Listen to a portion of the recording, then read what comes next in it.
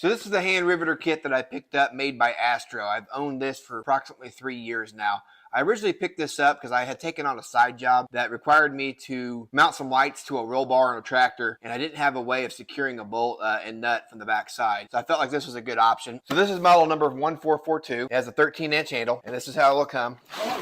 It comes in a very nice carrying case. So this kit will come with your actual hand riveting gun, a wrench so that you can change your mandrels out, and it will come with 3 metric sizes, which are M5, M6, and M8, as well as 10 by 24, quarter by 20, and 5/16 by 18.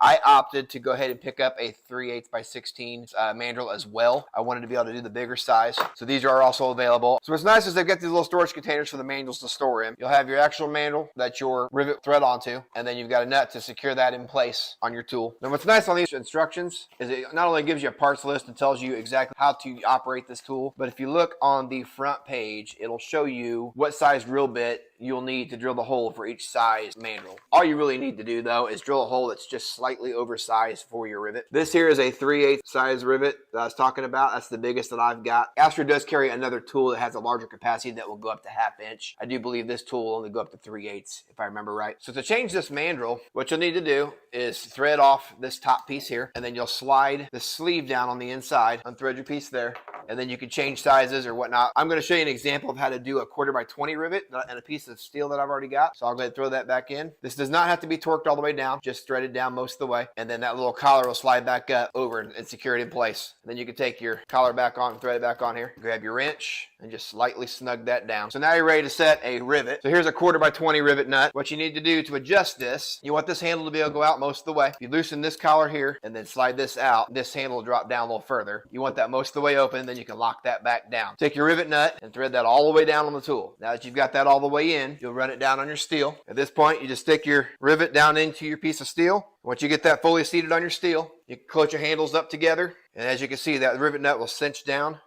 on your steel and sandwich itself between. At this point in time, you can unthread your tool. And once your tool is completely unthreaded, now you're left with a rivet nut stuck just above flush, above your steel. And you can see how that sandwiches it down on there.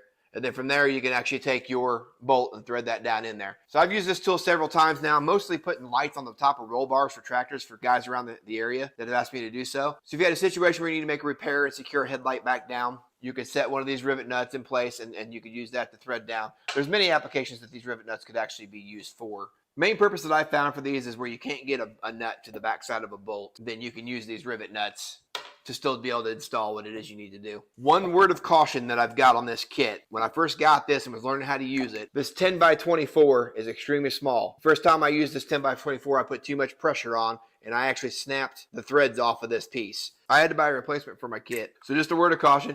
What I would do is I'd practice a couple times. I'd start with a little bit larger rivet nut and get the hang of the tool first before you go cranking on the 10 by 24. The M5 is just as small. I just never broke this one. Okay, so be careful with these when you're learning how to use them. You'll learn how much pressure to put on it. If you do end up actually snapping one, you can get replacements for these as well. But other than that, that's the only downside I've got to this tool. Is on the small ones, you got to use a little bit more finesse. But on the big ones, I've cranked on those pretty hard. They do a pretty good job. I've not had a rivet nut, to my knowledge, spin out on me. Yes, it could happen. But the nice thing about these rivet nuts is they do have a knurl all the way around the edge. So when you set these in place and sandwich them down, those little knurls will bite into your piece and give you a pretty secure connection. So if you've got a project coming up and you think this might be a handy tool to get you through your project, check out the Astro Riveting Gun Kit. It's been a great addition to my shop.